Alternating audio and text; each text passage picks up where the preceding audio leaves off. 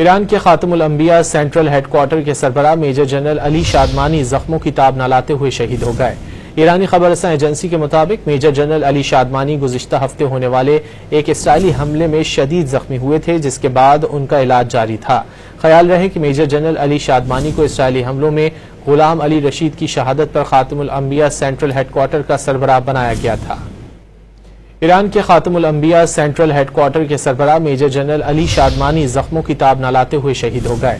ایرانی خبر رساں ایجنسی کے مطابق میجر جنرل علی شادمانی گزشتہ ہفتے ہونے والے ایک اسرائیلی حملے میں شدید زخمی ہوئے تھے، جس کے بعد ان کا علاج جاری تھا۔ خیال رہے کہ میجر جنرل علی شادمانی کو اسرائیلی حملوں میں غلام علی رشید کی شہادت پر خاتم الانبیاء سینٹرل ہیڈ کوارٹر کا سربراہ بنایا گیا تھا۔